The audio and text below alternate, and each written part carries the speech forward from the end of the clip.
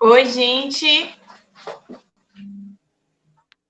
Meu nome é Naíse.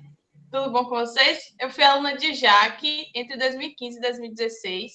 Agora eu estou cursando medicina no FRB e fui convidada para participar um pouquinho dessas discussões aqui hoje com vocês. Já adoro essa camisa aí sua, né? Você é fantástica. Super representativa, adorei. Muito bom, representatividade é tudo, isso mesmo. Além de Naíse, a gente tem aqui também minha amiga que fez a nossa live de ditadura, Maísa. Está presente aí também, oi, Mai.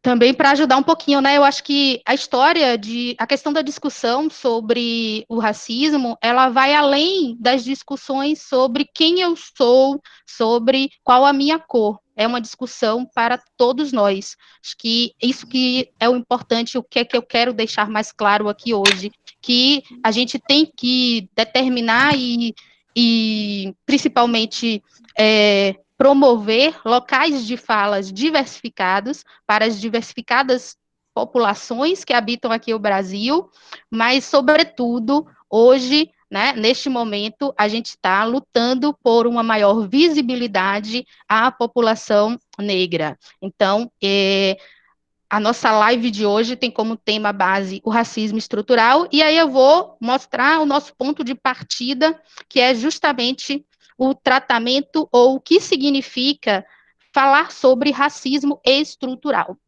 Quando a gente fala o racismo estrutural, ele está relacionado a uma série de elementos que permitem a continuidade de práticas preconceituosas, intolerantes, intransigentes sobre uma população. Isso porque leva-se como base a utilização de um conceito racial. Então, quando a gente diz que a gente precisa acabar com o racismo estrutural, não é só acabar com a discriminação que é sofrida todos os dias, constantemente, pela população negra. A gente precisa intervir em outras áreas também que acabam por promover a continuidade desse racismo de maneira estruturada. E por isso aí, essa terminologia, ela é tão importante. A gente precisa investir em outras áreas para além do preconceito, porque o preconceito é o pontapé inicial para que a gente possa superar e que a gente possa promover outros elementos que são tão importantes quanto. A gente tem aí relacionado a o racismo estrutural, tópicos como a estrutura precária, histórica, que atinge o negro, o apagamento, o silenciamento da população negra nas mais diversas esferas. A gente tem desde uma história que é mal contada até histórias que são ocultadas. É interessante a gente pensar, assistindo recentemente uma entrevista de uma doutora, inclusive minha xará, Jaqueline Brandão, uma pedagoga, ela falava justamente sobre isso, que as pessoas elas têm uma grande relevância em falar, uma grande alegria em falar sobre suas heranças genéticas, suas heranças por conta do parentesco, de onde se vem, suas heranças culturais. E que quando se trata da questão negra, é difícil promover essa valorização, uma vez que a história negra ela foi apagada ou muitas vezes é escrita pelo próprio branco. Então, essa situação de apagamento histórico, que deve também a essa estrutura precária e hereditária que o negro passa, enfrenta, ela é uma maneira de silenciar essa população e de não garantir a eles meios de valorização da herança identitária. Até pouco tempo atrás, Maia aí que está presente, professora de história, pode dizer melhor, mas até pouco tempo atrás estudávamos a ideia dos povos negros como sendo um único povo, como se eles tivessem uma única cultura, como se representassem uma única população. Então, se a gente tem um ambiente escolar que não promove um conhecimento acerca desse elemento mínimo, que é entender a África não apenas como um lugar, mas como uma pluralidade de locais, de identidades, de povos, isso reflete também no conhecimento e na formação identitária das outras populações. Com certeza, eu concordo absolutamente com você, já que professor Leandro aqui. Ô, A Léo, gente, bem-vindo. muito Que bom ter obrigado, você minha aqui. linda. Muito obrigado pelo convite de fazer aí uma micro participação. Não vou te interromper muito nesse raciocínio maravilhoso que você está trilhando. Eu super concordo com todas as coisas que você trouxe aqui. E acho super que esse apagamento que o povo negro sofreu ao longo da história é uma causa do surgimento desse racismo de uma maneira tão intensa. Eu estava conversando com minha mãe esses dias para poder tentar explicar para ela como é que essa coisa do racismo se organiza e quais são os frutos tão maléficos que produzem para a sociedade, mas especificamente para a comunidade negra como um todo, se a gente toma aí como ponto de partida a sociedade brasileira e o racismo existente na sociedade brasileira, e eu falava com ela daquela expressão mimimi que se vulgarizou muito aí na internet, né? Onde quando as pessoas começavam a falar sobre questões que lhes feriam ou lhes machucavam, aí vinha um outro falar e dizia assim, olha, você está falando bobagem, você está falando aí, o que você está falando é mimimi, o que você está falando aí é o discurso de uma pessoa supostamente inferiorizada, uma pessoa que, entre aspas, não teve a oportunidade de crescer, o que você está falando aí, você está se colocando no papel de vítima, quando na realidade não é nada disso. As pessoas falam porque tem local de fala, tem lugar de fala para poder descrever sobre certas situações que elas passam todos os dias. Já que eu já cheguei em aulas, quando eu fui dar aulas em grandes auditórios em Salvador, onde a maior parte dos meus alunos eram brancos, porque eu trabalho com um público de alta classe média, né, em Salvador, então são alunos que são de famílias que efetivamente podem pagar um valor, né, muito alto, e como classe social no Brasil está relacionada à cor da pele, quando eu fui subir no palco, né, para poder dar a explicação de biologia, eu observava os olhares dos alunos naquele sentido de que, como se tivesse escrito, será que ele vai ter capacidade de discutir sobre uma temática de biologia? Era como se fosse um olhar questionador, entende? Como se ali tivesse intrínseco a imagem nos olhos das crianças, né, dos adolescentes, como se eu não tivesse a capacidade de executar aquilo que eu acho que eu faço relativamente bem, E entende? aí, só, Isso, Léo, lhe interrompendo, eu acho que é importantíssima essa sua fala, porque essa ideia da gente estar pluralizando o debate sobre o negro hoje, por conta de todas as ocorrências, ela não pode ser vista como o único lugar de fala do negro. O negro, ele se envolve, ele pode falar sobre qualquer coisa em qualquer espaço, mas acaba que muitas vezes a voz do negro é vista somente associada à ideia dessa discussão. exatamente, exatamente. Então eu acho assim, essa expressão mimimi, eu acho que é uma expressão bem odiosa. Eu assim já cheguei a essa conclusão, porque já pensou já que eu tá falando para você coisas que eu julgo importantes e são coisas e questões que afetam a minha vida e que afetam a vida de milhões de pessoas, porque o racismo, ele produz uma diferenciação e coloca aí o branco em uma posição supostamente superior, né? Então, eu estou te falando de coisas que eu julgo importantes, são coisas que me afetam, aí você olha para mim e fala assim, olha, Léo, o que você está dizendo para mim aí é mimimi de esquerda, e ainda acaba relacionando uma temática, uma pauta que deveria ser de todos, uma pauta efetivamente social, ao partidarismo político, né? Há movimentos de esquerda. Eu não sei dizer, você tem esse conhecimento de história muito mais alicerçado que eu. Eu estava até em uma discussão na estante, no grupo do WhatsApp, com um dos alunos da escola, eu trazendo a minha opinião sobre o que era o racismo e ele trazendo um pouco da opinião dele. Mas eu super acho que essas temáticas devem continuar sendo debatidas, porque quanto mais a gente conversa, quanto mais a gente discute, melhor a gente chega a conclusões que fundamentam políticas públicas para a sociedade. Isso é mega importante, galera. Trazer essa inserção, né? Colocar o negro Que, em inclusive, uma é uma posição. obrigatoriedade, né, Léo?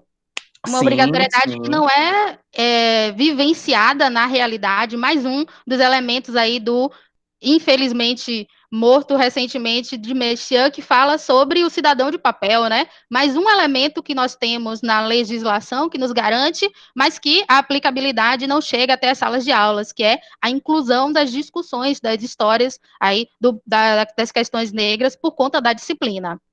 Exatamente. Maria Cecília falou uma coisa aqui, já aqui no chat, achei bem interessante, ela trazendo aí a questão do Monteiro Lobato, né, a caracterização dos personagens aí de Monteiro Lobato, ela trouxe a questão da tia Anastácia, porque a tia Anastácia era sempre aquela que produzia os alimentos, mas quem levava a fama, né, o nome da parada lá, do produto é Dona Benta, né? Mas quem efetivamente produzia as coisas na cozinha era a tia Anastácia, mas ela não recebia aí o crédito das coisas que ela fazia. E olha que ela trouxe até aqui alguns adjetivos para poder mostrar para a Eles tiveram gente. uma aula ontem com essa temática, e aí até comecei falando sobre isso, que hoje a gente iria discutir outras questões, mas que era uma forma de complementar mesmo a live que Aham. eles tiveram ontem, foi bem interessante. Marina Reis falou aqui que alguns termos são muito utilizados na rotina, que são termos que a gente não pode ou não deve utilizar. Denegrir, eu vejo muita gente usando isso. Denegrir significa tornar negro, ou seja, tornar sujo, não é nada legal. Lista negra, a coisa tá preta, ou seja, a coisa tá feia, né? Ovelha negra da família. Inveja branca, ou seja, seria aquele tipo de inveja. Ah, já que eu quero ter um cabelo maravilhoso igual o seu, porque você sabe que eu sou garota, né? Quero ter um cabelo igual ao seu, eu tô com aquela Você já invejinha roubou meu lugar branca. no Quarteto Fantástico, não vamos começar a bagunçar. Exatamente, vou ter mais uma discussão com você, já que porque já peguei sua vaga lá no quarteto, vou pegar a sua vaga aqui e já estou falando demais, vou voltar a palavra com você. Eu só dei uma passadinha mesmo, porque eu sentia que eu precisava Vou para poder aproveitar que falar você sobre está isso. aqui, que você levantou uma polêmica legal, eu já vou aí sair meio um pouquinho do que foi organizado para lançar uma polêmica que eu acho legal discutir. Ontem eu estava falando aí com minha amiga Maísa que eu não tinha tanto repertório para falar, mas eu vejo aqui que tem uma série de pessoas muito boas que vieram também fazer contribuições aqui nessa live de hoje. Tem nossa colega Karina está aqui também presente, Nai pode ajudar. Eu queria saber de vocês a opinião a respeito. Tem uma pesquisa recente agora que foi divulgada de um relatório que falava que as pessoas elas tinham uma tendência maior a se identificarem no relatório geográfico como pessoas pretas do que como pessoas negras. E aí foi uma discussão depois que a gente estava vendo que teve também no BBB em relação ao Babu lá, e aí eu pergunto a vocês, né, um momento mesmo de interação. Eu tenho pouco conhecimento a respeito, li um pouco ontem, né, sobre essa.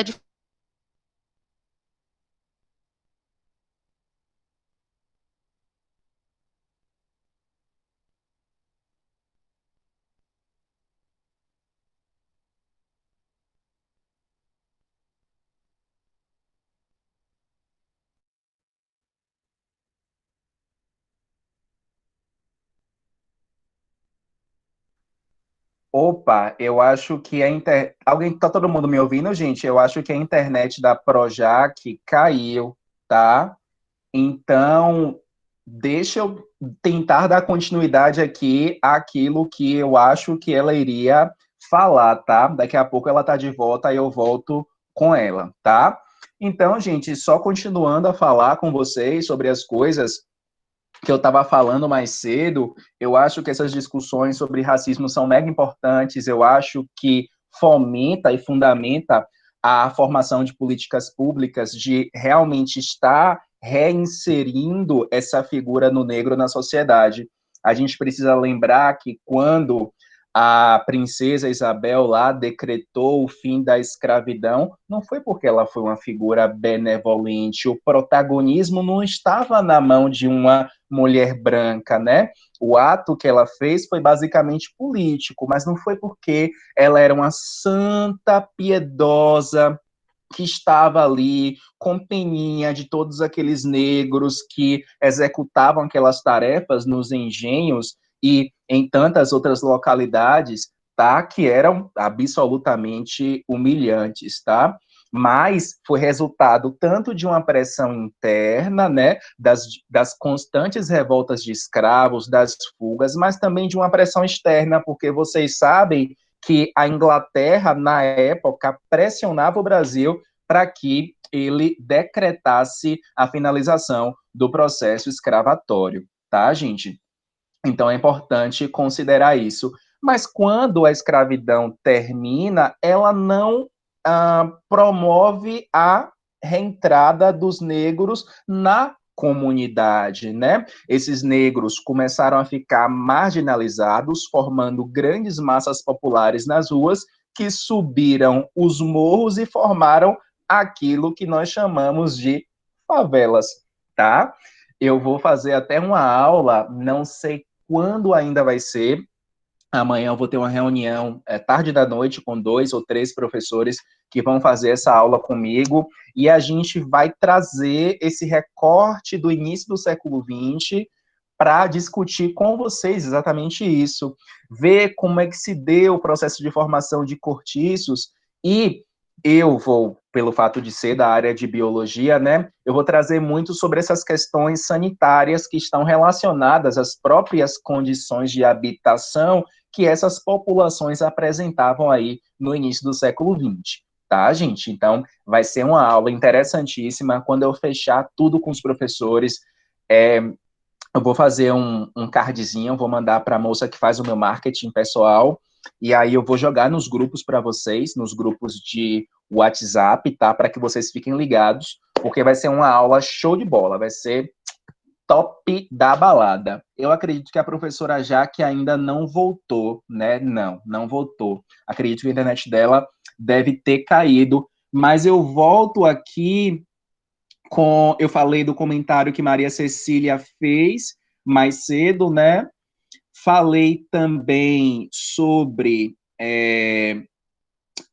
esses termos racistas que Marina trouxe aí, né? Denegrir, lista negra, ovelha negra, inveja branca, que de acordo com já que vocês já trabalharam isso em outras lives, então não vou me aprofundar muito sobre isso. Daniel falou o seguinte: o humor negro é uma das únicas partes que o negro é explicitado, tendo visão de objeto de piada, sendo visto em obras de Monteiro Lobato e presente em vários programas como Todo Mundo Odeia o Cris e variadas telenovelas, subestimando e oprimindo a possibilidade de possíveis talentos e contribuições para a humanidade. De vez em quando eu assisto Todo Mundo Odeia o Cris, porque toda hora passa lá na TV Record, e eu fico assim, admirado como o racismo se manifesta, né, nos Estados Unidos. Uma das maiores demonstrações nunca antes vistas foi o que está acontecendo no ano de 2020, né, onde aquele policial matou lá o George Floyd, né, ele sufocou o rapaz que supostamente teria utilizado uma nota falsa de $20, né? Então, ele utilizou ali eu posso dizer, uma manobra policial, eu não sei bem se esse é o termo técnico mais adequado, mas ele pressionou o pescoço do Floyd, um homem gigante, tinha 2 metros de tamanho, o Floyd, pressionou com o joelho o pescoço de Floyd contra o chão, o que levou ao sufocamento do paciente. Paciente esse que já apresentava algumas conformidades pretéritas, tá? E eu tenho achado, assim, que as discussões aqui no Brasil sobre toda essa repercussão internacional de Floyd, de morte, de racismo, têm sido muito positivas. eu tenho visto alguns setores políticos, sobretudo algumas pessoas que são mais ligadas a uma esquerda mais radical, que têm falado que, na realidade, a discussão toda tem sido muito mais sobre o antifascismo do que sobre o racismo. E essas pessoas têm criticado essa mudança na forma como o movimento tomou aqui no Brasil, porque, na realidade, as discussões deveriam ser essencialmente raciais, porque o que aconteceu lá nos Estados Unidos foi um episódio claro de racismo institucionalizado, estruturado, até mesmo porque a polícia é o braço armado do Estado. Não é isso, gente? E o Estado precisa ser responsabilizado por tudo aquilo que ele faz, por todo racismo que reproduz em todas as suas esferas. Por isso que se fala tanto sobre racismo estrutural, já que não falou ainda, acredito que ela deve falar ainda na explanação dos slides dela. Jaque já retornou. Leozinho, tô de volta. Opa, que bom que você estava Jaque. aqui. Minha net caiu assim do nada, aleatoriamente, aí fiquei perdida, mas lancei a pergunta e não ouvi, né? Foi que nem policial, lançou o verde para colher o maduro e saiu antes da colheita. Tá errado isso, Tranquilo. não pode não. Eu tentei aqui só, Mas né, tô vendo que esses levar um meninos não deram pouquinho moleza. para que você voltasse aí para... Essa galera, meu filho, quando se junta, não dá moleza, viu? Eu sabia que ia rolar essa do humor negro, tava aguardando, mas que bom que você já começou essa discussão aí, porque é uma discussão, assim, muito, muito legal, né? A gente fala sobre humor e a liberdade, os limites que existem, né, entre o humor e a liberdade de expressão, e a gente vê cada vez mais a subversão desses termos, né, do que é liberdade de expressão, do que pode ser considerado humor, e da linha tênue que existe entre esses dois elementos, mas acho que o primordial é a gente saber que cada elemento foi construído em uma época diferente. Cada representatividade, ela tem um local e um tempo específico. Então, quando a gente fala aí, por exemplo, do Todo Mundo Odeia a Cris e os meninos a tratam como uma obra de arte, eu entendo que a produção dessa esfera, ela foi de uma temporalidade específica, mas que hoje a gente tem outros elementos para serem valorizados que correspondem muito mais com a nossa temporalidade. Eu, inclusive, nos slides coloquei alguns exemplos aí de boas leituras atuais sobre as questões negras e que ficam aí também como forma de aprendizado por meio desse elemento humorístico, por meio do cinema, das séries. Tem aí 3 indicações de séries legais aí que tratam dessa questão numa perspectiva muito mais plural do que o que era feito lá no Todo Mundo Odeia a Cris, que, apesar de tudo, tem uma série de críticas também incluída ali nos seus episódios. Eu tinha lançado a pergunta mesmo, isso mesmo, mas sobre por que nós, muitas vezes, temos vergonha de chamar a outra pessoa de preta, né? A gente fica com aquela ideia de, sem saber ao certo como se comportar ao chamar determinada pessoa. Isso acontece muito na escola, né, Léo? Fulano de tal, aquele, o moreno, não, aquele moreninho, aquele, fulano de tal, do cabelo tal. Mas a gente tem muito problema em falar a cor preta para se referir às pessoas. E cada vez mais a gente tem tido uma aceitação e um local privilegiado de discussão sobre usar o termo preto. Eu acho que isso é muito importante para todos nós, não apenas pensando no racismo estrutural, mas pensando em nosso círculo de convivência, né? Como que se refere a essas pessoas? Por que até então o termo negro era visto como o mais adequado e como hoje, por que a gente tem uma perspectiva diferente de utilizar agora o termo preto e não o termo negro? Isso foi provado cientificamente. Houve um estudo agora, em 2019, que foi publicado, que falava justamente disso, de como as pessoas, elas tinham uma maior tendência a assinalar a cor da pele quando havia lá um indicativo de preto do que quando havia um indicativo de negro. Eu achei, assim, muito interessante pensar esses dois termos e por que a gente tem tanta dificuldade em lidar com eles. Uhum. É uma onda mesmo isso, viu, Jaque? É uma onda...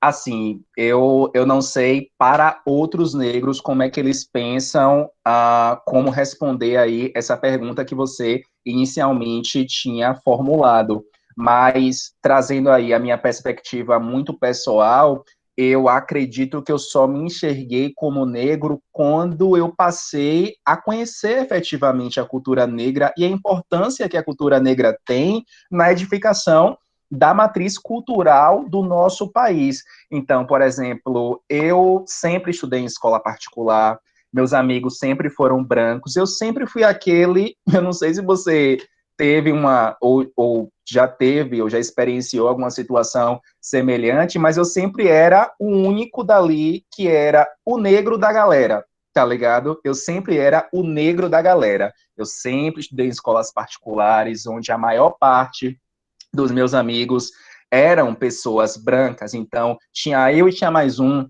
né? Ou era eu em uma sala de 30 pessoas, 35, 40 pessoas.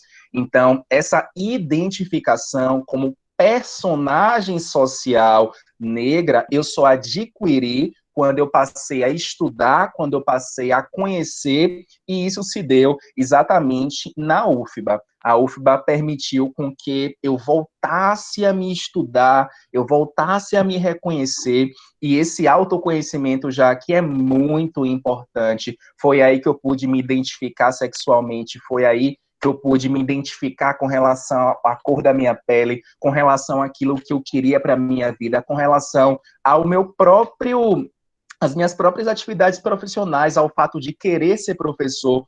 Tudo isso surgiu na faculdade, e a UFBA, eu acredito que é um espaço muito plural de ideias, é a casa da vida, né? A casa do estudo, é o oásis do conhecimento na Bahia. A UFBA é um cérebro que pensa, é o cérebro pensante da Bahia. E eu acredito que a universidade promoveu em mim esse processo de autoconhecimento que faz com que hoje eu possa me reconhecer tal qual como eu me reconheço, que é como uma pessoa preta, negro. Isso aí, que bom esse depoimento, porque assim, acho que a universidade pública, ela é a promotora desses discursos, e quanto mais a gente valoriza a universidade pública, mais a gente está permitindo a inserção dessa pluralidade e justamente permitindo também que as pessoas elas possam se identificar com sua cultura e discutir essa cultura, porque muitas vezes ela é ofuscada durante a vida estudantil. Para dar continuidade aí, né, à nossa discussão, um ponto que a gente quer, né, avançando um pouquinho mais aí desse debate, falar um pouquinho sobre a história negra, né, esse percurso histórico negro de apagamento, e quanto a gente precisa ainda valorizar, reconhecer esferas de atuação na questão negra.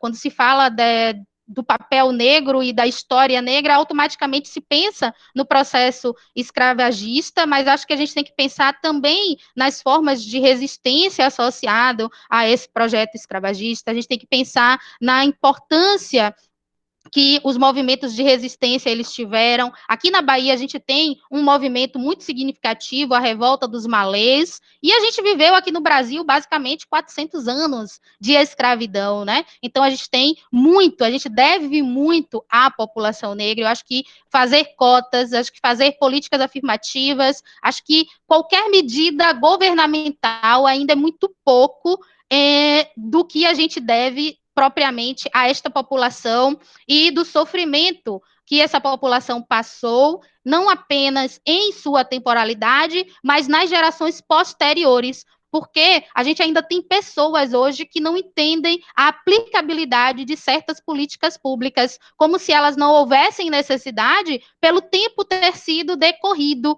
Só que, na verdade, é o contrário. Essas políticas, elas são políticas compensatórias. Elas existem justamente para isso, para fazer com que haja uma compensação em relação à temporalidade, que não foi justa, que não foi adequada, especialmente à população negra.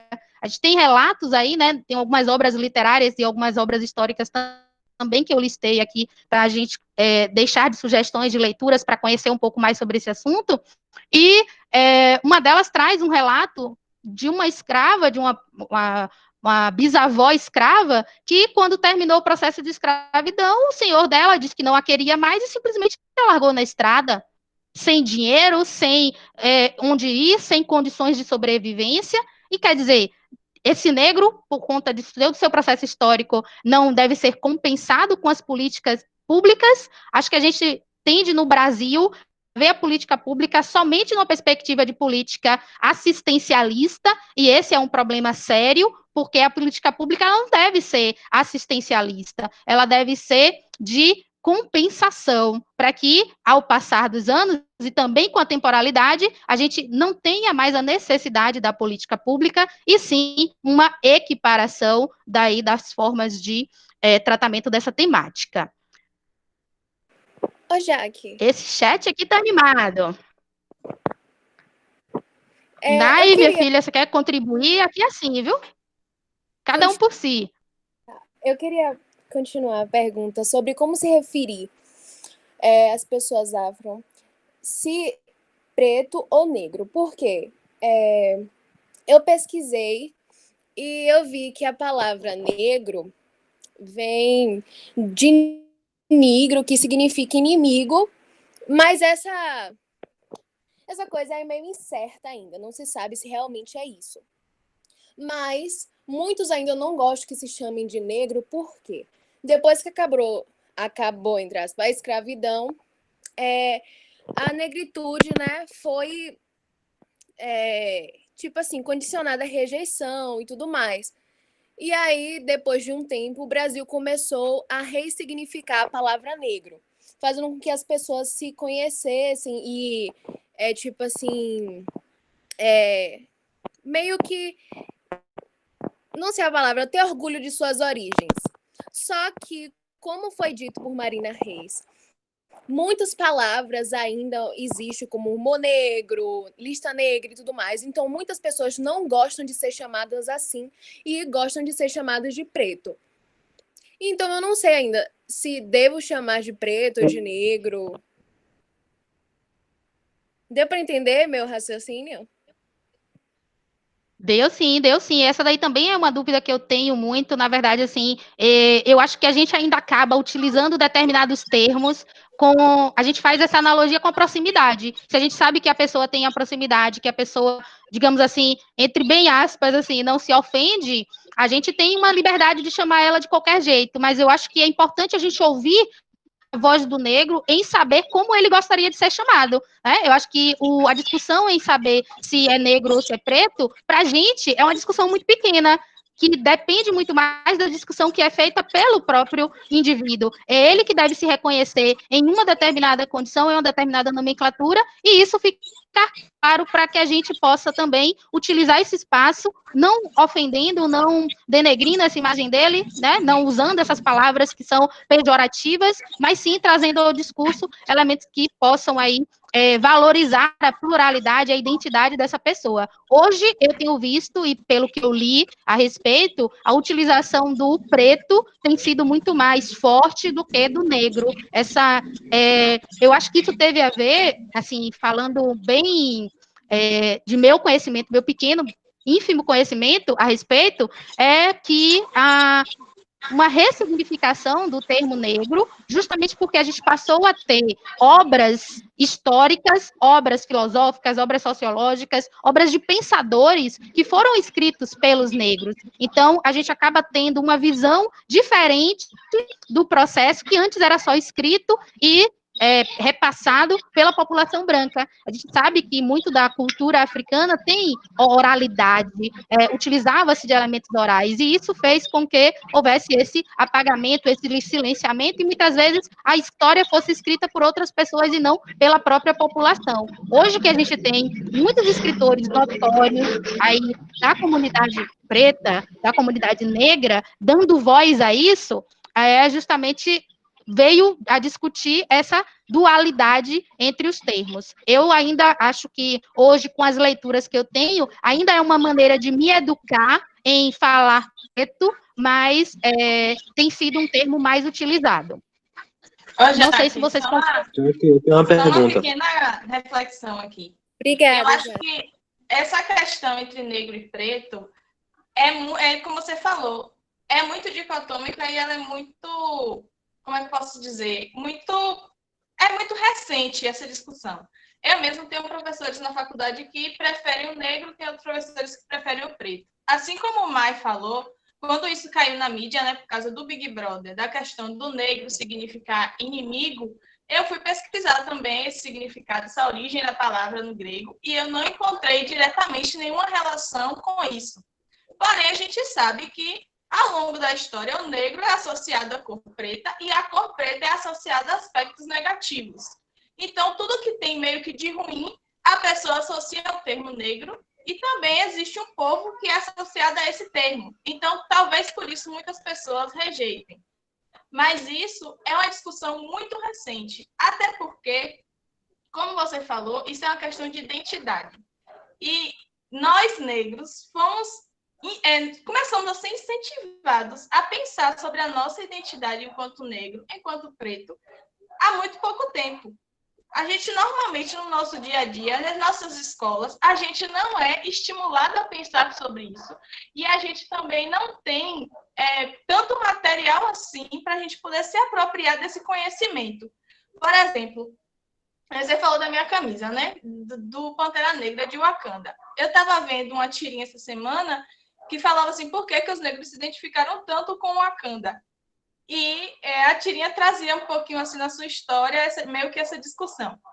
E eu fiquei pensando, eu vejo muitos colegas meus brancos dizerem, minha descendência é italiana, minha descendência é portuguesa. E eu, na escola, quando vi isso, fui perguntar em casa, e a única coisa que sabiam responder era, a gente é descendente de escravo.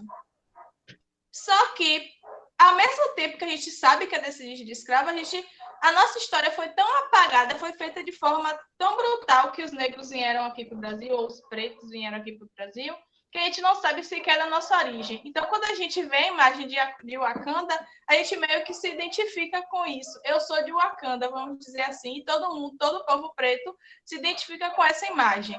E também, muito porque eu vi uma vez um vídeo quando o filme estava em cartaz nos cinemas, né? Eu participo de alguns grupos com pessoas negras e o pessoal meio que fez uma vaquinha para levar crianças de comunidades que não tinham condições de acessar o cinema para assistirem Pantera Negra, para elas poderem se ver nos filmes. Porque é uma coisa que a gente, enquanto negro, não se via muito na TV ou com protagonista de filme, muito menos com um elenco majoritariamente negro. E aí vem essa questão, né? As pessoas se emocionavam quando chegavam no cinema, que viam o cartaz do filme e disseram, nossa, é assim que um branco se sente toda vez que vem no cinema? Eu vi algumas salas desse tipo. Então, eu acho que é justamente disso. É a questão da identidade. A gente passou a pensar sobre isso e ter acesso a esse conhecimento e se fazer pesquisa nessa área muito recentemente. Então, ainda é uma pauta para a gente discutir, mas eu acho que principalmente é o que você falou. Tem duas coisas. Primeiro, que é a gente ressignificar o negro, como você disse, não associar sempre o negro a uma coisa ruim. E a segunda coisa é muito do tom de voz que você utiliza, da forma como você utiliza esse termo. Por exemplo, existem maneiras de você caracterizar alguém e dizer que a pessoa é negra, simplesmente como uma característica para que outra pessoa possa identificar quem é. Mas muitas pessoas usam desse termo com um ar, com um tom de como se, pelo fato da pessoa ser negra, fosse uma coisa ruim, como se tivesse pena da pessoa ser negra. Por exemplo, eu já ouvi, quando eu falei assim, não, porque eu sou preta, eu sou negra. A pessoa, não, tu é moreninha. Como se eu dizer que eu fosse preta, que eu sou negra, fosse uma coisa meio que ofensiva. Então, você percebe mais pela intenção da fala do que pelo termo em si. Eu já vi muito esclarecedor. muito isso. Já vi muito isso também. Eu lembro que teve uma vez que o IBGE esteve aqui em casa e se faz uma série de perguntas, né, Jaque, sobre as características da família, a quantidade de pessoas ali naquela moradia, naquela habitação, uma série de perguntas para poder preencher os critérios lá do Instituto Brasileiro de Geografia e Estatística. E se perguntou qual era a coloração das pessoas que moravam comigo, e na época eu morava aqui em Santo Antônio de Jesus. E eu falei que todo mundo era negro. E contando para meu pai, depois ele falou, não, a gente não é tão negro assim, né? A gente é meio chocolate, a gente é meio café com leite, não é tão negão assim, como se realmente o que a colega mais cedo falou aí, antes de mim, como se efetivamente fosse uma coisa negativa falar ou se identificar como sendo pertencente à cultura negra, né? À cor da pele negra. Inclusive, isso tem uma nomenclatura, né? Tem um slide aqui que fala das pautas, e uma das pautas é justamente essa questão do colorismo. A ideia de que você pode ser negra, mas você pode ser pouco negra, você é um pouquinho só negra. E os termos que se colocam nesse fragmento de ser negro ou não ser negro, como se ali a gente tivesse uma hierarquia ou uma visibilidade maior a causas ou a facilidade de acesso a algumas coisas por conta da tonalidade, do colorismo. Inclusive, há uma das séries que eu indico justamente fala disso. E só porque Léo falou dessa questão do IBGE, a título de esclarecimento, normalmente, quando vem essas coisas de autodeclaração de cor de pele, as opções que vem para a gente marcar é preto e pardo. E quando a gente pega essa pesquisa, falando no caso a fim de pesquisa, né? A gente pega normalmente esses questionários prontos, e ele vem lá com preto, pardo, amarelo, origem indígena e branco. Normalmente são essas as cores mais utilizadas. E aí, na hora da gente fazer a análise, a gente classifica, normalmente, se for uma variável que precise de duas classes, a gente classifica como negro e não negro, sendo que negro entra pardo e preto. Então, a fins estatísticos, para esse lado da pesquisa, quando você responde a cor de sua pele, a cor da pele é preto ou pardo, mas a sua etnia entende-se que é negro, para os dois grupos. Normalmente, a gente agrupa os dois e usa como negro. Arrasou. Isso aí. Eu tenho uma pergunta a fazer. Vá lá. Talvez polêmico, talvez não, mas Sim. é um pouco pensante. Eu lembro que há um tempo atrás, né, no início da minha educação básica, e até alguns anos atrás, se discursava muito a questão da inclusão do negro na sociedade. A gente falava muito em o negro é como qualquer um de nós, o negro, para até quebrar essa visão que a gente tem do negro diferente, a gente estudava o negro assim como nós, o negro é igual a nós, o negro é igual a nós. E hoje em dia a gente vê uma visão mais diferente, uma visão como o negro, a voz negra, ela é importante, tem o tal do lugar de fala, né? O negro, ele pode falar sobre o que ele é negro, a gente já vê que algum tipo de diferenciação selecionam o que pode, o que não pode, quem tem prioridade em alguma coisa ou não. Então, o que tu acha que motivou será que foi essa inefetividade do discurso de igualdade para passar um pouco mais para um radicalismo no sentido de precisar ter um lugar específico do negro para falar sobre tais temas ou sobre tais assuntos, tratar de algumas questões? Eu entendi sua pergunta, David. Acho que você quis dizer que essa ideia de buscar lutas igualitárias já não ocupava mais um espaço de efetividade e que se passou a buscar lutas específicas. Eu acho que é muito pertinente sua pergunta, até porque ontem a gente vivenciou aí no Instagram uma série de movimentos relacionados à ideia de que vidas pretas, vidas negras importam, e eu vi algumas discussões de pessoas falando que isso dividia o movimento, dividia a luta, que qualquer vida importa e não vidas negras importam. Então, eu acho que casa bem com essa sua reflexão aí que você pergunta.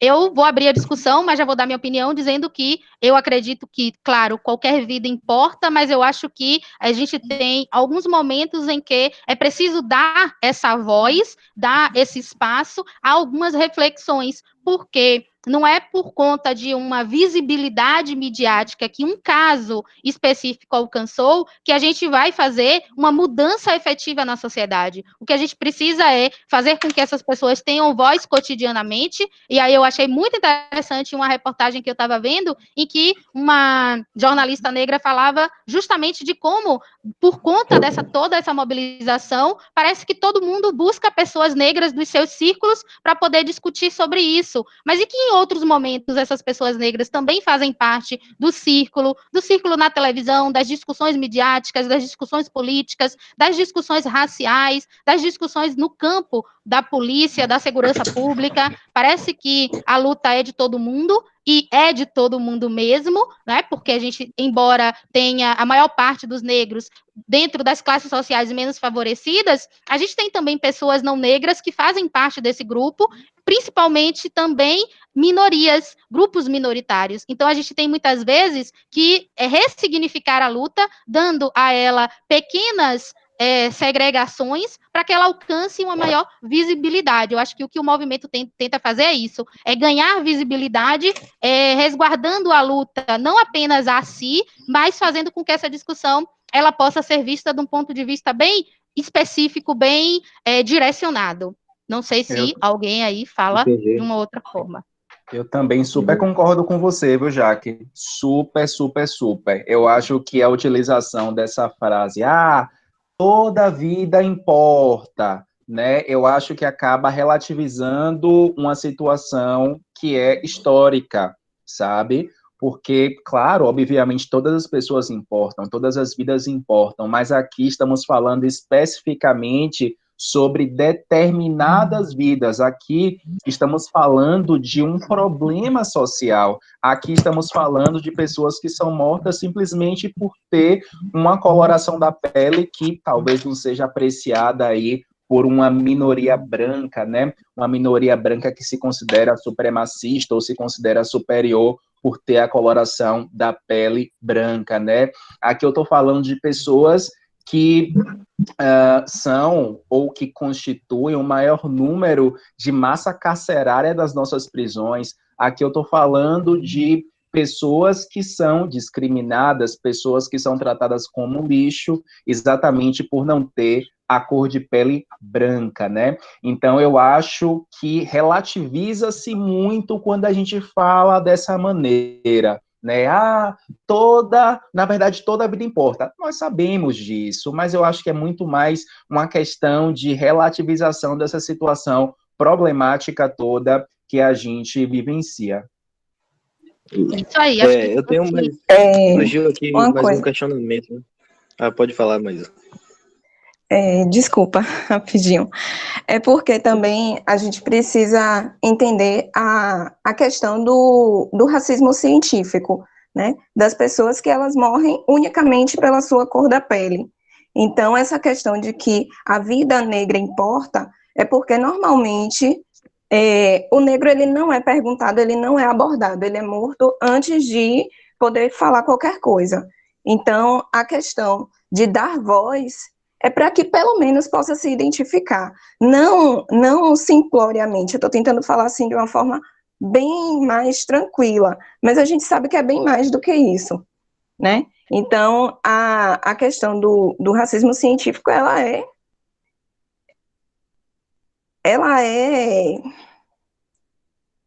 legitimada, né? E assim, quando se fala, por exemplo, nos protestos que estão acontecendo agora nos Estados Unidos, os jornalistas, eles se referem que policiais brancos mataram pessoas negras. Quando a gente vê a questão aqui no Brasil e a gente entende que as pessoas negras, elas são mortas, elas não são identificadas que foram mortas por pessoas brancas, né? Normalmente, 1 ou 2 casos são criados visibilidades, assim como ultimamente aí passou o caso de João Pedro, se eu não me engano, e outras pessoas. Mas, assim, normalmente, a morte acontece e a gente não associa essas coisas. Então, isso vai ficando para depois. O que vidas negras importam é justamente para demonstrar a questão da fala, como já foi dito aí antes. O lugar de fala, ela importa porque pessoas brancas morrem, são identificadas, mas pessoas negras nem sempre. Mas não vou me alongar, não, era só isso mesmo que eu queria falar. Acho que David queria falar alguma coisa? Sim, achei legal o posicionamento.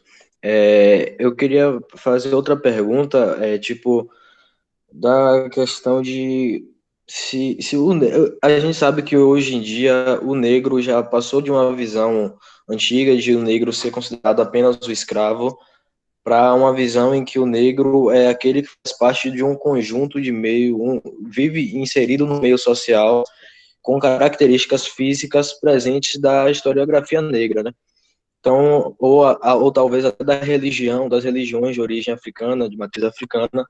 E o que eu tenho uma dúvida é, se pode ser considerado negro apenas aquele que tem a pele escura, ou pelo nível de melanina na pele, ou também por outras características corporais, como estrutura física, estrutura das mãos e pés, cabelo, questão do estilo de nariz, coisas do tipo, que são características físicas negras também, só que podem ser miscigenadas com a cor da pele diferente, mas claro.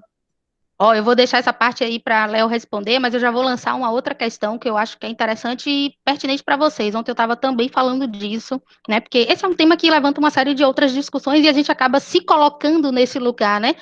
Que é a questão da utilização dos emotions, né? A gente costuma usar no WhatsApp um legalzinho para concordar ou um elemento de luta, como de tô junto, tamo junto, e muitas vezes, muitas pessoas utilizam a coloração, o WhatsApp permite uma coloração, e aí eu estava falando, né, de como que eu não me sinto à vontade, justamente por todas essas questões, de utilizar, por exemplo, um emoji de cor negra, né, quando eu vou fazer, eu uso um que talvez, assim, aparentemente se pareça comigo, ou que determine a minha posição. E aí a gente estava discutindo sobre isso. Será que eu devo, não, mesmo não tendo elementos fenotípicos sendo negra, eu devo me identificar ou eu devo utilizar esse elemento? Será que isso dá visibilidade ao negro? Será que isso normatiza a utilização? Será que isso faz com que essa luta ou essa caracterização ela fique sendo vista como algo menor?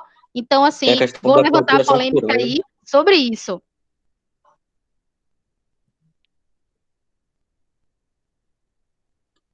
Chama a galera para falar aí e achar o que é que concorda. Como é que vocês usam? Me digam aí, como é que vocês utilizam? Eu quero falar, Costumam Jaque. utilizar?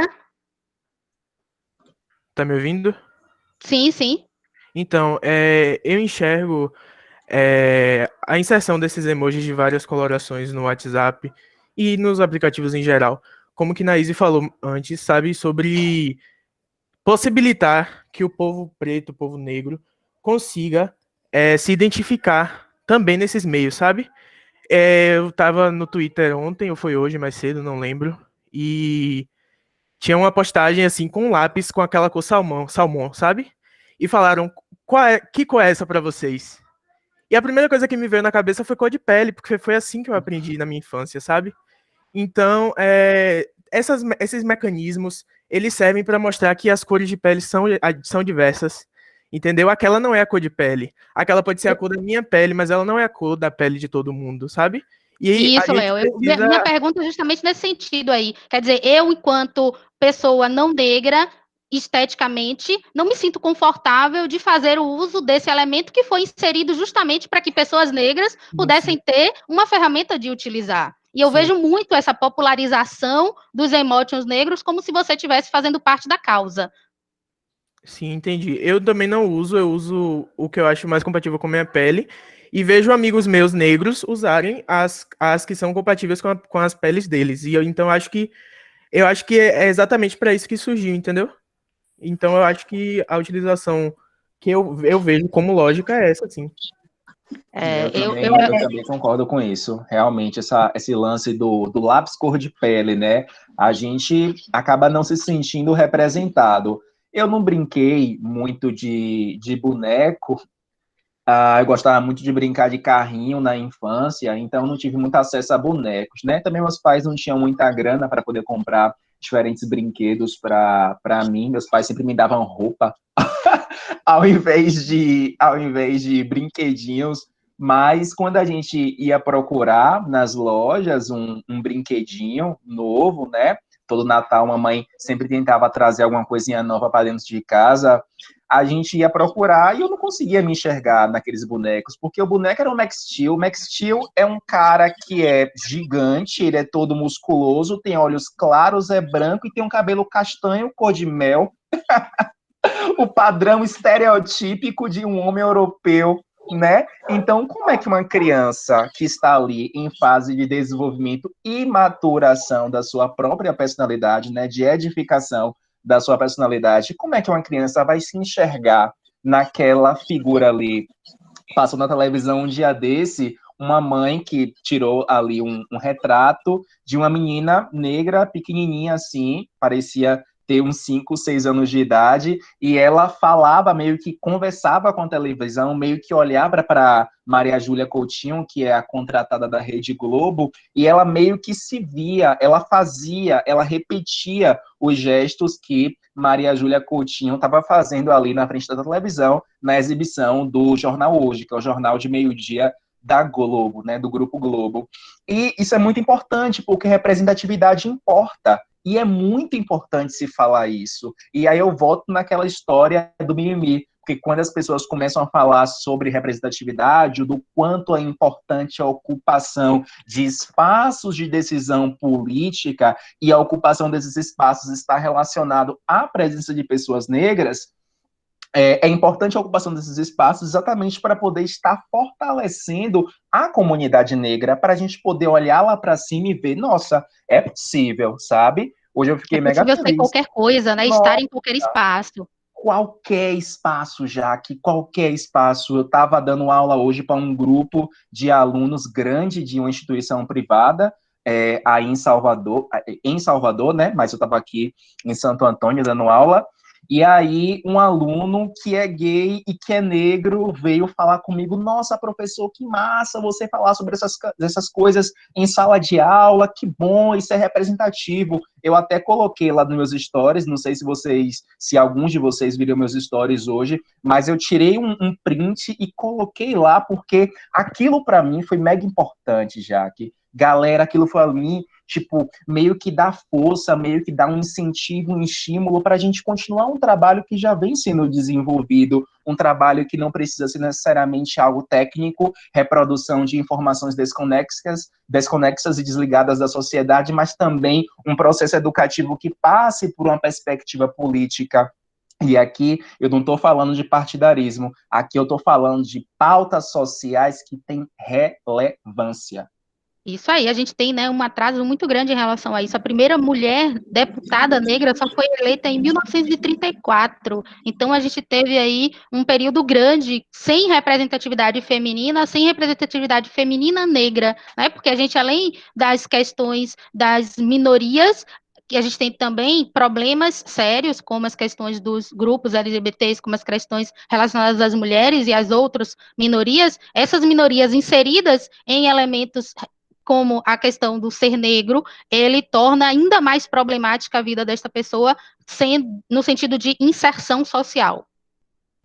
Pronto, Jaque. Eu vou pegar esse gancho aí do que você falou, entre ser negro e ser preto, e isso de certa forma, dificultar a inserção da pessoa no meio social.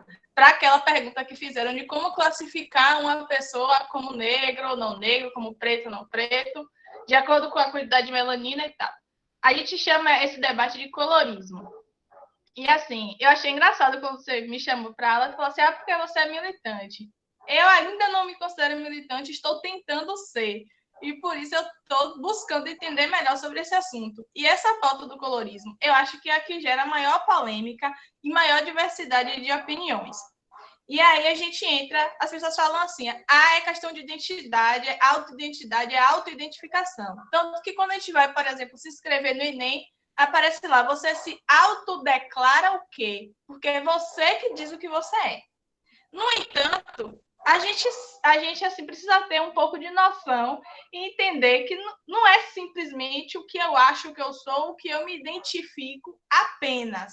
Porque muitas vezes você vê uma pessoa que ela é claramente branca, chega lá, se autodeclarar como negra e tentar usar uma cota, por exemplo, para esse tipo de população. E isso normalmente causa um grande debate, porque agora as universidades estão adotando a banca de aferição para ver quem realmente pertence àquela etnia ou não. E isso, às vezes, dá processo e várias coisas, porque a banca diz que a pessoa não é parda, não é preta, então ela não é negra, a pessoa é branca, mas a pessoa diz que não, que o meu avô era negro e tal. Enfim, dá um bafafá essa questão. Então, é uma questão, eu acho, principalmente de sensibilidade. Eu preciso saber me enxergar e eu preciso entender o que é que tem nessa identidade de negro, nessa identidade de preto. Eu vou continuar seguindo a linha das cotas. Por exemplo, Você falou logo no início, Jaque, que as cotas elas são um mecanismo de reparação social por causa de todo um tempo em que o negro foi marginalizado, os indígenas, as pessoas com deficiência, que é outro tipo de cota. Ok. Então, eu acho que cabe a pessoa buscar a sensibilidade, por exemplo, de se aquela cota é para ela ou não. Aí, muitas vezes, entra essa questão de se a pessoa é negra ou não, merece a cota ou não.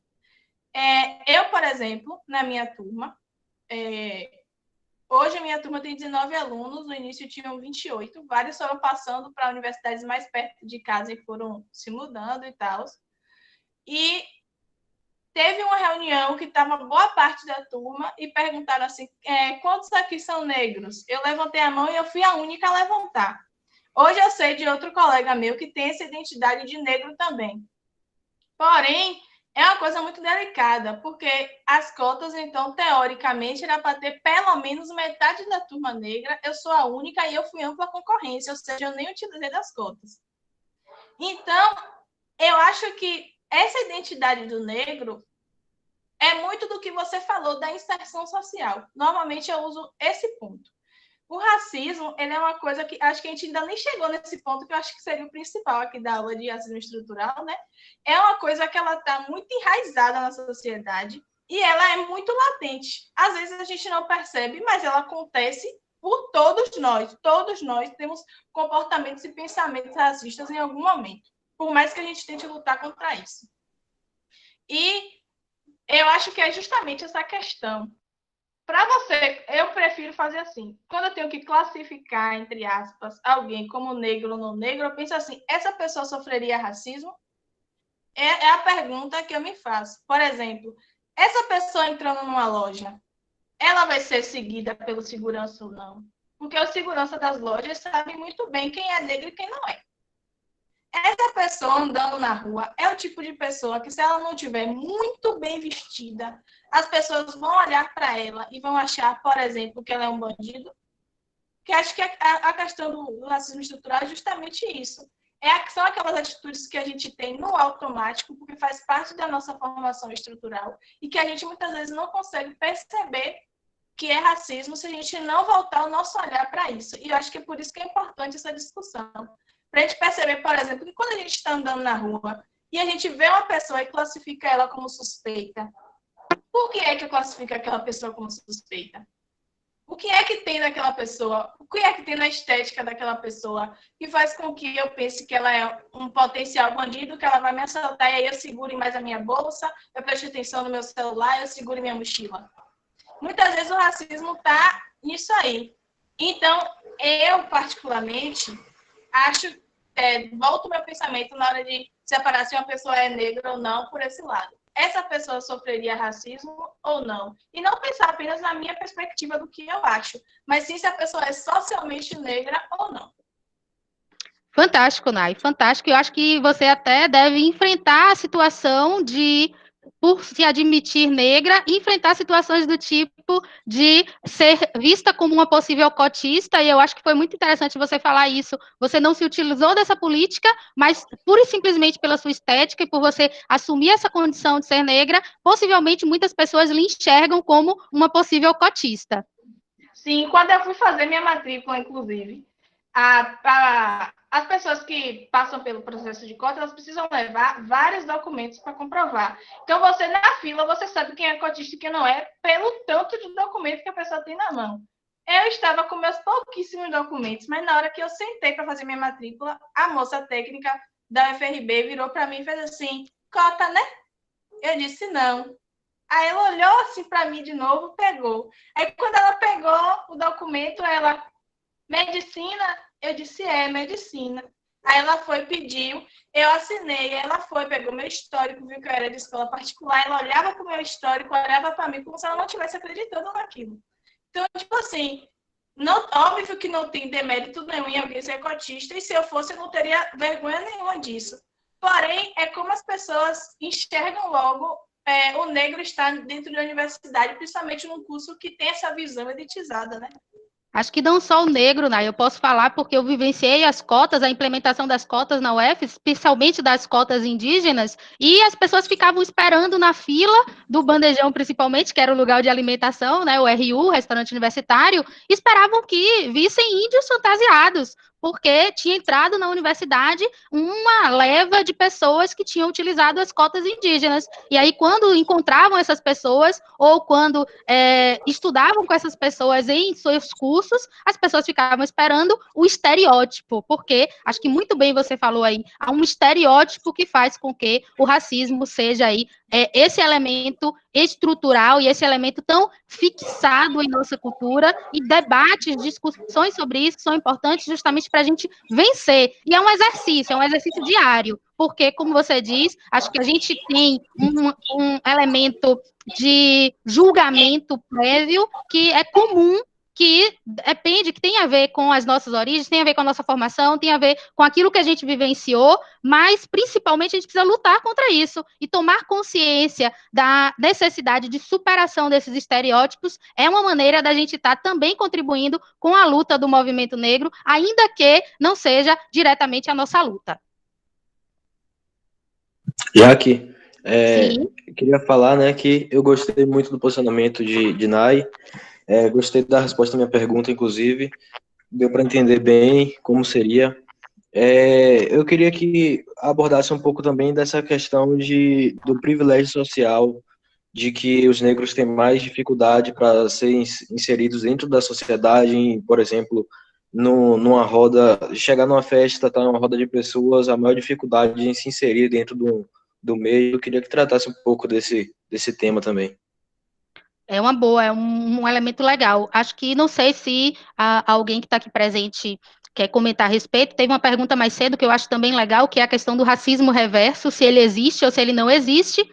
Eu acho que não existe racismo reverso, o que existe são pessoas que se julgam menos privilegiadas com aquilo que não deveria ser visto como um privilégio. É aquela pessoa que, na teoria, é branca, mas que, por ser branca, ela tem horrivelmente a condição de ser pobre, e por ser branca e pobre, ela quer que haja um reverso contrário em relação a isso, para que ela possa se incluir. Eu acredito que os grupos minoritários sofrem, e independente de elementos raciais, mas por serem grupos minoritários em direitos, né, em garantir aquilo que é constitucional, e por conta disso há essa leitura errônea de que existe um racismo reverso.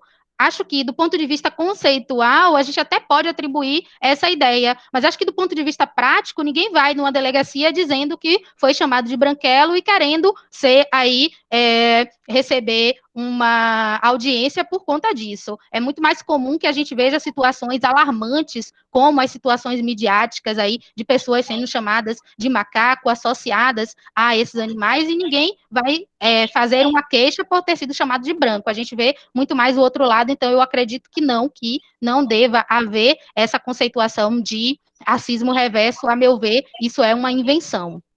É isso, também dá pra gente pensar o racismo como qualquer tipo de segregação de raça, né? A gente pensa muito mais no negro em contrapartida do branco, porque é a nossa realidade, tipo, mas, por exemplo, na Alemanha nazista, o racismo era principalmente com os judeus, é uma raça diferente da deles, e a gente tem que pensar o racismo também como uma diferença. Por isso eu acho que não há o racismo reverso, porque toda ação que exclui uma raça em detrimento de outra deve ser chamada de racismo, independente das raças, mas na nossa situação, que é mais presente a negra, assim. Isso aí, show de bola. Soa como quando as pessoas insistem nesse tipo de discurso. Gente, quando eu estou discutindo com elas presencialmente, o que eu mais quero é rir.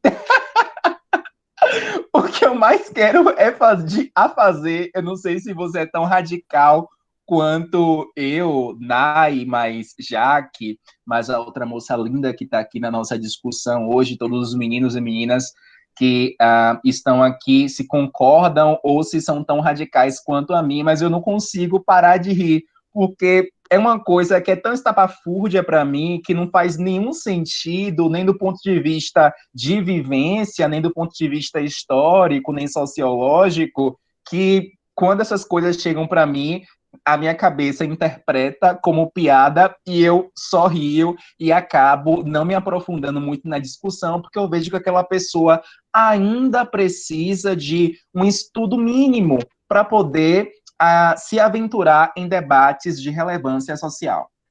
Acho que as pessoas, elas, hoje em dia, principalmente por conta do grande acesso informacional, elas tendem a ter discussões muito rasas e muitas vezes utilizar termos sem o conhecimento devido. Eu acho que agora a gente vivenciou muito bom vários vídeos ensinando aí a diferença de algumas nomenclaturas que são associadas constantemente inclusive, a pautas negras, a questão do comunismo, do fascismo, do antifascismo, e o que significa cada um desses termos e por que utilizá-los, e a gente vê que a popularização dos meios midiáticos fazem com que as pessoas assumam posições muitas vezes sem saberem. Recentemente eu estava lendo sobre o símbolo que passou a ser utilizado de categorias antifascista, professor antifascista, biólogo antifascista, e um professor de história falando sobre a utilização das cores, como havia uma subversão midiática daquilo ali, que o movimento ele tinha uma estrutura específica e que as pessoas subverteram pura e simplesmente para atrelar as cores que eram mais queridas para ela, desconsiderando o movimento que estava inserido em usar aquela simbologia,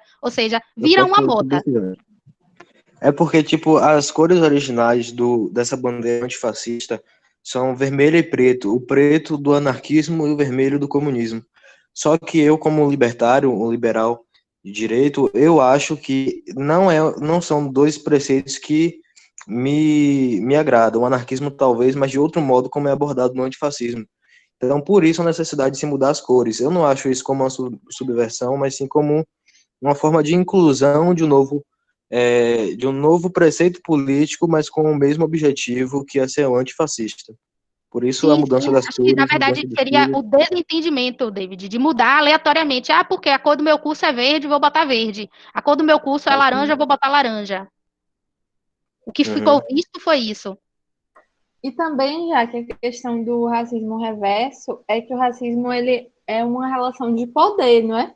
E o negro, na posição, ele não tem o poder que o branco tem, ele não tem uma história de dominação, uma história de repressão que o branco fez com o negro, então por isso não pode ser racismo, porque racismo é justamente essa história de opressão, essa história de relação de poder. E quando não se tem poder, ao contrário, não se tem racismo. Então, por isso que esse racismo reverso é tão abominado, porque um preconceito, tudo bem, porque para ter preconceito não precisa ter relações de poder, mas o racismo é uma relação de poder histórico, cultural, e que isso não acontece de forma reversa.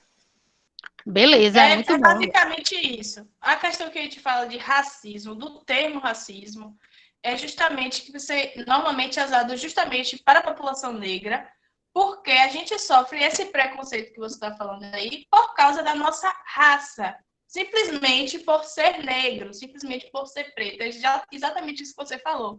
Então, quando esse preconceito vem, e esse preconceito é resumido justamente à cor da nossa pele, as pessoas não querem saber nem quem a gente é. É exatamente isso. Por isso que é chamado de racismo. E é por isso que a gente diz que não existe racismo reverso. Porque como é que o negro vai, no caso, para ter esse preconceito com as outras pessoas, se isso nem está presente na estrutura da sociedade? Se esse povo, esse povo não negro, no que diz sentido principalmente aos brancos, normalmente não sofrem esse preconceito, não passam por isso. Então, por que existiria esse racismo reverso? A gente não tem sequer o poder, ainda ou não tinha, e está conquistando, de poder fazer um negócio desse. E, sinceramente, como a gente já passou por isso, eu acho muito difícil que a gente vá querer fazer isso com outras pessoas, porque só quem é negro e passa pelo racismo sabe como é. E a gente não deseja isso nem para o nosso pior inimigo. Lugar de fala que fala, né? Isso mesmo, eu acho que é importantíssimo, né?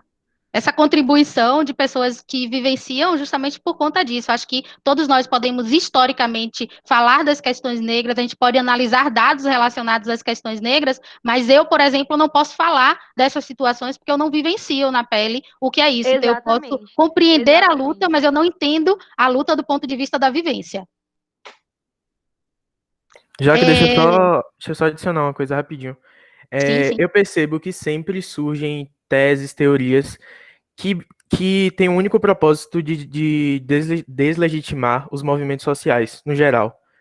Então, desde a teoria do racismo reverso, até o kit gay, entendeu? Até a feminista que odeia homem, essas coisas, sabe? Elas surgem para poder, tipo, enfraquecer os movimentos. Então, quando a gente começa a relativizar, sabe? Tipo, mas realmente, será que existe? Isso prova que tá dando certo e que tá muito errado a gente pensar, sabe? Tipo, são Uma só mentira repetida coisas. 1000 vezes vira verdade, né? Exato. Então, eu acho que é só mais uma estratégia de quem está contra os movimentos sociais e o levante, né, das minorias contra a autoridade das pessoas que violentam e que matam essas outras pessoas. Eu acho que é só uma tentativa de deslegitimar mesmo. Show de bola, é isso Para a aí. pessoa Jaque, ficar na licença, dúvida, né? É como licença. se Eita. a pessoa começasse a ficar na dúvida. Fala, Ana. Então, eu acho muito relevante mesmo trazer esse conceito de lugar de fala de Jamila Ribeiro, né? Perfeito, impecável. E exatamente por isso que eu não me sinto confortável em, sei lá, expor meus conceitos, minha opinião. Eu faço das palavras de Léo as minhas, obviamente, ele sabe disso. Porém, eu acho que esse é um lugar destinado aos negros, entendeu? É a hora de vocês falarem e da gente se apropriar do nosso lugar de privilégio branco e ouvir vocês. Então, eu não me sinto confortável de chegar aqui e tentar conceituar para vocês o que é racismo ou o que deixa de ser racismo, entendeu? É basicamente isso que eu queria dizer. Eu acho Isso que mesmo. esse é o primeiro passo. O primeiro passo é parar e ouvir, entender e buscar conhecimento acerca do assunto. Mas a gente não pode parar nisso. Vocês, não negros, não podem parar nisso. Porque do que adianta vocês simplesmente pararem, escutarem, entenderem, porque sentir vocês não vão sentir, mas entender e não fazer nada com isso. O privilégio branco, os privilégios em geral, eles estão aí justamente para que vocês possam fazer com que isso deixe de ser privilégio. No caso, a grande questão é você conseguir usar o seu privilégio para trazer mais pessoas para a condição onde você está, para que no futuro isso deixe de ser privilégio e se torne comum a todos. Então, o primeiro passo é esse, tem que parar e ouvir, e não ficar confabulando as coisas de acordo com o que você vive, porque não é a sua realidade. Porém, depois que você ouve, que você aprende, é necessário sim entrar em ação. E existem vários materiais, acho que hoje o tempo não vai dar para a gente debater tudo que pode ser debatido nesse tema, mas existem vários materiais como esses aí, que já que está mostrando no slide, que ajudam a gente nessa luta. Até porque, ao contrário do que prega o racismo reverso, a gente negro não é que não aceita a ajuda, não. A junção de vocês no movimento antirracista. Não é isso. Mas a gente precisa que vocês também respeitem e entendam o lugar de fala de vocês. Perfeito, é exatamente isso. E Djamila Ribeiro fala muito sobre isso, né? Só parafraseando aí o que Ana Paula falou, ela é ótima porque ela consegue falar de uma maneira muito simples aquilo que é altamente importante. Ela já escreveu diversos livros em uma linguagem bastante acessível. O primeiro deles que eu li foi o Pequeno Manual Antirracista. Muito bom, muito bom, muito bom. O outro é o que é o lugar de fala, né? Porque Djamila acaba, apesar de não ser a criadora da expressão lugar de fala, já é uma expressão já conhecida, mas aqui no Brasil, trazendo esse recorte mais regional, Djamila foi a grande responsável pela popularização dessa expressão lugar de fala, que é uma coisa que eu não ouvia muito falar 10, 15 anos atrás, quando ela ainda não tinha essa presença tão forte na mídia e também nas mídias sociais. E só fechando o raciocínio sobre a Djamila, ela, no mês que vem, se eu não estou enganado, ela vai estar com o Instagram do Paulo Gustavo. E Paulo Gustavo, aquele comediante que tem mais de 13 milhões de pessoas nas redes sociais, e ela vai estar utilizando o canal dele para poder estar trabalhando com essas discussões raciais. Eu acho que é mega importante a gente ouvir o que ela tem para falar. Djamila é, assim, maravilhosa, impecável, zero defeitos, perfeita. Perfeita de verdade. Show de Isso que o bola. Léo falou agora do Instagram de Paulo Gustavo é muito interessante porque entra justamente nisso que a gente estava falando antes. Paulo Gustavo ele cedeu o Instagram dele, que tem mais seguidores do que o de Djamila, para que Djamila possa falar. Porque justamente ele sentiu que nesse momento não é a fala dele que vai fazer tanta diferença nesse movimento, é a fala de uma pessoa negra que entende do movimento. Então, ele fez isso agora e vai ser importante canal para a gente, porque realmente Djamila zero defeito. É Muito bom, verdade. muito bom. O livro dela também eu acho muito bom pela linguagem, né? Uma escrita fácil, é rápido de ser consumido, rápido de ser lido, e eu acho que também a vivência exposta ali, mesmo que a gente não tenha vivenciado problemas semelhantes, a gente vê pela mídia a exposição de situações, então a gente acaba se identificando de alguma forma com aquilo que é narrado.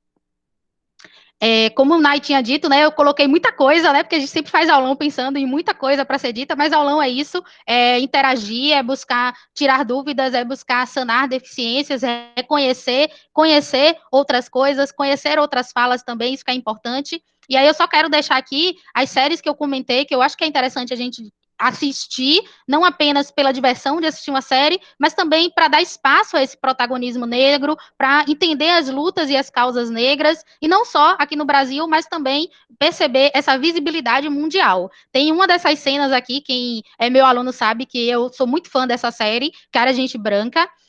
Uma das cenas que eu acho mais marcante é justamente essa que está aí exposta no quadrinho, Um Filme Me Disse, em que um aluno, ele sofreu essa ação de racismo pura e simplesmente por ser negro, e ele está expondo isso, que é a questão da afetividade e da masculinidade também negra, que são dois tópicos importantíssimos nas pautas de discussões, que muitas vezes ficam ofuscados por outras demandas que são também importantes, mas que são tão relevantes quanto de serem discutidas. E ele aproveita aí esse momento de fala por meio da música para expressar esse sentimento de dor que ele tem por ter sido visto como um possível bandido ou como um possível ameaça, pura e simplesmente pela sua questão racial.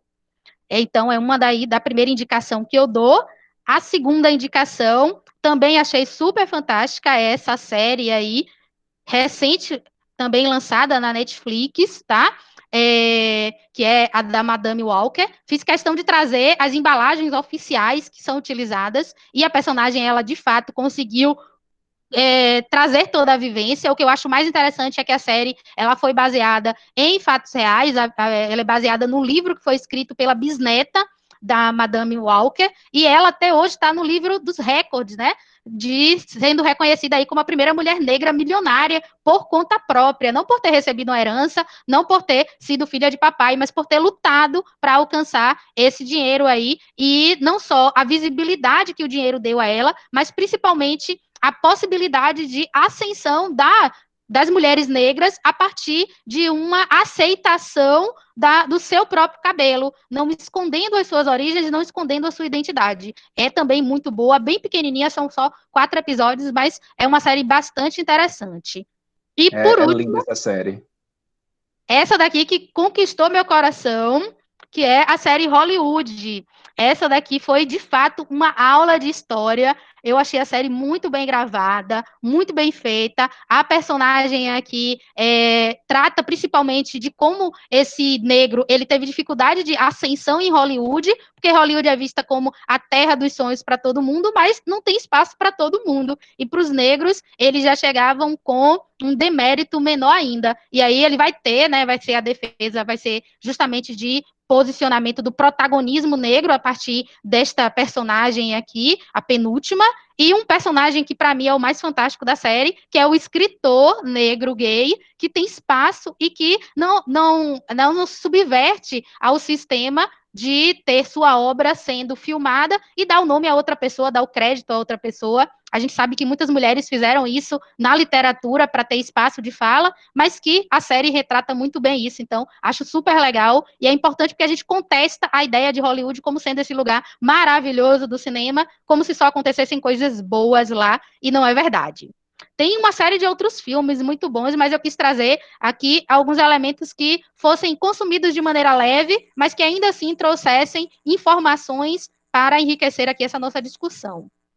Já que está tá quase unânime os alunos comentando no chat sobre a questão da apropriação cultural. Eu não tenho absoluto conhecimento sobre isso, mas os meninos estão pedindo para poder se discutir um pouco sobre a apropriação cultural e relacionar isso com cabelo, sobre a questão da mulher branca utilizar tranças, isso é permitido, isso seria considerado uma apropriação. Aí eu passo a bola para vocês, porque eu não entendo sobre isso.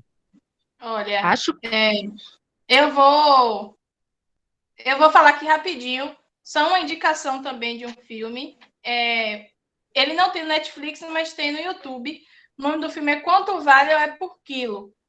Como vocês já tiveram essa explicação aqui, mais ou menos, né, do que é o racismo, de como ele funciona, eu acho que casar com esse filme vai ser muito legal. Serve para vocês usarem redação e várias coisas. E é um filme muito bom, porque ele é muito reflexivo. E ele mostra justamente essa questão do racismo estrutural, que é aquele racismo que a gente não percebe, mas que ele está presente na nossa sociedade. E em questão da apropriação cultural, realmente, Léo, é uma questão muito complicada mesmo. Eu também não me considero uma pessoa com domínio para falar sobre o assunto. Porém, como levantaram aí a questão das tranças, eu vou deixar uma reflexão, não vou deixar nenhuma afirmação. Vou meio que deixar uma imagem, uma fala para que as pessoas possam pensar melhor nisso. Por exemplo, hoje vocês estão me vendo aqui com meu cabelo natural. Nem sempre meu cabelo foi natural. Quando eu tinha 15 anos, hoje eu tenho 22. uma bebê. Eu dei química no meu O áudio acho que está cortando mas eu um pouco. queria deixar ele famoso. Apesar de ser muito... Ainda não era cabelo natural. Eu até queria, ao mesmo tempo, áreas, vamos dizer assim.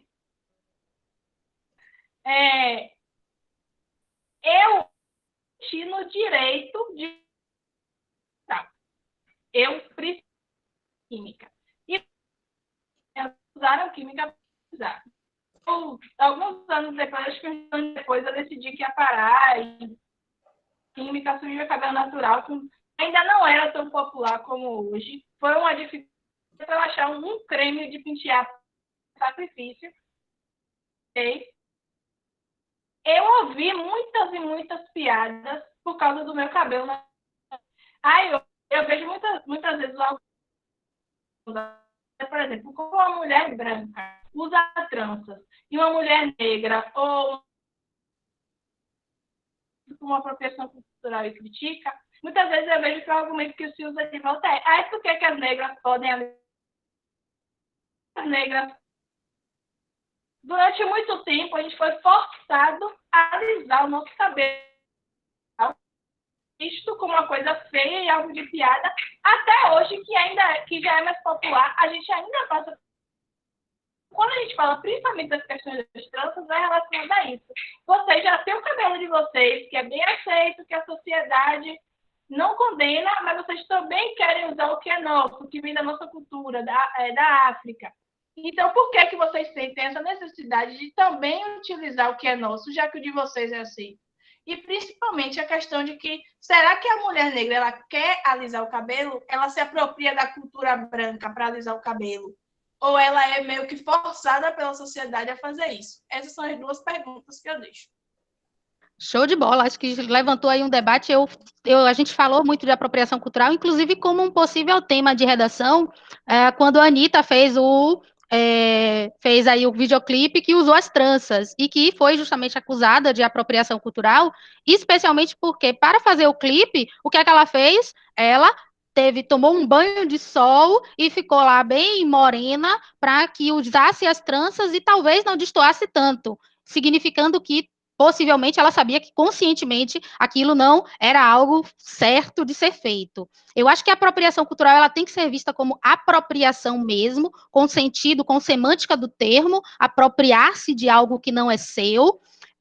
o uso das tranças, principalmente, o uso do turbante, ele não é feito com uma configuração de luta, com uma configuração de homenagem, com uma configuração de valorização. A maior parte das vezes, essa utilização ela é midiática, ela é da moda, ela levanta apenas essa questão. Eu estou na moda, está na moda utilizar tranças, vou colocá-la. E a gente vê que é uma apropriação de fato, porque quando o estrangeiro chega na Bahia e vai lá no Pelourinho, ele é convidado a fazer o quê? A fazer uma trança no cabelo. Então, ele está se apropriando da nossa cultura, ele está ali sendo inserido efetivamente em nossa cultura. Só que não há nenhuma simbologia em relação à valorização que está sendo também vivenciada nesse sentido. É pura e simplesmente um elemento modista. Então, eu acho que a apropriação cultural, ela existe, ela precisa ser combatida e ela permanece, se perpetua justamente por conta da mídia. E acho que hoje, com as redes sociais, com esse alcance midiático que a gente tem, isso é muito mais problemático, porque quando alguém de grande notoriedade ou que possui um número muito grande de seguidores faz algo do tipo, isso acaba indiretamente influenciando as pessoas a tomarem as mesmas atitudes sem se colocarem no lugar de pensar o que é que elas estão fazendo. Que atitudes é que elas estão fazendo, como é que elas estão reproduzindo isso, fica sendo uma mera reprodução. Então, não há uma visibilidade na luta quando isso é feito. Pelo contrário, porque quando você pesquisa lá tranças bonitas, quem vende trança bonita é a mulher branca e não a mulher negra. Então, a gente observa que sim, isso é uma apropriação cultural, porque tira a simbologia do que foi a trança para a população negra e torna esse elemento um elemento aí aleatório, que pode ser utilizado por qualquer pessoa, sem que essa pessoa tenha, de fato, aí características de uso desse elemento, tá bom? Ô, já, com licença, posso fazer um adendo rapidinho? Sim, E pode realmente, sim. eu, como branca, vejo muito que ao esvaziamento mesmo das tranças, né, como parte da cultura preta e tudo mais, principalmente na hora de você vender o produto, entre muitas aspas, entendeu? É colocado sempre na imagem realmente da mulher branca. E outra coisa que eu queria falar, só para fechar aqui, eu queria elogiar muito esse espaço que vocês estão dando aqui, principalmente no momento que a gente está vivendo. Não é uma coisa de momento, mas eu acho muito relevante. E eu concordo plenamente com o que Nari falou. Realmente acho que esse é o espaço de vocês falarem e da gente aprender. Eu vejo atualmente as pessoas fazendo muito aquela militância de internet. E eu acho que isso é um espaço para os privilegiados, tanto brancos quanto, enfim, privilegiados em geral, possam aprender como lutar junto com vocês efetivamente contra isso, entendeu? Como a gente pode colaborar na luta de vocês. Então, eu só queria agradecer pelo espaço. Cheguei atrasada, mas eu tô amando demais isso aqui e é isso. É lindo já que você foi maravilhosa mesmo por trazer essa temática tão importante, tão atual para os meninos, né? Não apenas porque se trata de uma temática de relevância social, mas também porque é um elemento que pode ser cobrado aí em uma redação, tá? Mas realmente, tirando essa coisa do vestibular, tirando esse peso de prova, mas é realmente por se tratar de uma temática que todos devem se inteirar para poder estar realmente munido das melhores informações no combate aí ao racismo. Muitíssimo obrigado, viu, Jaque, pelo convite, o convite que você fez, que eu já me entrei assim, já fui entrando e levei o barco aqui com vocês. Foi ótimo. Foi ótimo, foi ótimo. Eu que agradeço demais a participação dos alunos. Acho que é uma pauta importantíssima e casou, né? Coincidentemente casou. Eu já tinha feito a seleção dos assuntos anteriormente, coincidente casou com o que está acontecendo, mas é uma discussão atemporal. Eu acho que a palavra é essa. Infelizmente, atemporal. A gente ainda tem que hoje, século XXI, estar discutindo sobre questões como o racismo, porque a gente não superou ainda esse elemento e a gente precisa estimular cada vez mais nas novas gerações a superação, para que a gente não cometa as mesmas gafes que outras gerações cometeram e que levaram à perpetuação desse racismo até hoje. E não há melhor forma de superação do que o debate, a discussão, o diálogo, o entendimento. Eu posso... Fala. Eu queria... Eu sei que não é meu lugar de fala, né? Como a maioria das coisas que eu perguntei, eu não sei se eu sou negro, não tive essa convicção ainda, mesmo com algumas características, mas eu queria falar um pouco sobre, só citar mesmo por cima, porque eu não tenho propriedade para falar, sobre a indústria cultural, que se tem muito grande do negro, se vender o produto de algumas apropriação acaba ocorrendo por causa dessa essa venda do produto do negro, muita gente querendo deixar o cabelo cacheado, fazer a própria trança, como se falou, né? O cabelo dread, o estilo dread, muita gente usando, e eu já vi até um rapper, não lembro quem foi, se foi o Orochi que falou, eu não sei, eu não lembro. Ele falou que a pergunta que fizeram para ele sobre se branco pode ou não usar dread, ele falou que poder pode, mas vai ficar ridículo. Foi a resposta que ele deu, e eu achei que coube bem nessa situação. E aí, eu só queria deixar uma proposição para o próximo aulão aí, falar sobre políticas armamentistas. Tô Quero vendo que é um debater um pouco debate aí, sobre né? isso. Vou deixar para volta, porque as outras 2 semanas a gente já tem temas, né? Tem a live de Uhum. música e tem a live sobre a importância do SUS, mas no retorno aí a gente vai falar sobre isso, que eu tô vendo aqui que tem grande debate. Vou bem convidar o pai de Naíse, que é policial, super gente boa.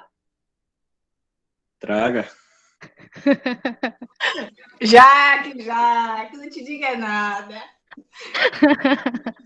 Já tive muito que sequestrar Naíse, viu? E subverter o pai de Naíse aí. Imagine só, né? Policial, eu, zero vergonha na cara. Bom, eu queria só encerrar nosso momento de aula de hoje, né? A gente o momento é esse mesmo de discussão, ninguém tá aí, tá todo mundo em casa, né? Então tudo bem. Falar um pouquinho sobre esse elemento que veio recentemente ocupando espaço nas mídias, principalmente nas redes sociais, que é a ideia do privilégio branco. E muitas pessoas torcem o nariz quando ouvem isso, porque acho que não entendem a semântica do termo, né? E aí eu trouxe um post muito bem explicado aí, que fala justamente isso, né? O privilégio branco não significa dizer que a sua vida não é difícil. Não significa dizer que toda a sua pele torna ela um pouco menos difícil, né? É justamente o que Nai fala, quando eu quero caracterizar uma pessoa como negra ou não, eu observo se, ao ser andar na rua, ela vai ser apontada. Então, o privilégio branco me permite justamente isso, perceber que, ao andar na rua, ao entrar em uma loja, eu não vou ser automaticamente apontada como um possível elemento aí de estereótipo da população. Então, enquanto privilegiado branco, eu tenho que ter aí esse espaço configurado em minha mente, não apenas de manter esse privilégio, mas principalmente de fazer com que esse privilégio possa ser vivenciado por todos, porque a ideia é que a gente possa viver em uma sociedade muito mais igualitária. Então, tem aqui, né, um pequeno manual do que é que eu posso fazer com o meu privilégio branco. E eu queria destacar especialmente aí o tópico do confronto às injustiças raciais. Quando a gente não se posiciona, quando a gente não se coloca, a gente está colaborando com a voz do opressor. Então, que a gente possa, independente de qualquer coisa, se posicionar, assumir esse lugar de posição de fala, da nossa fala, ainda que não seja a nossa história, ainda que não seja a nossa luta, assumir uma posição contrária às injustiças sociais, às injustiças raciais, nos torna humanos, mais do que tudo.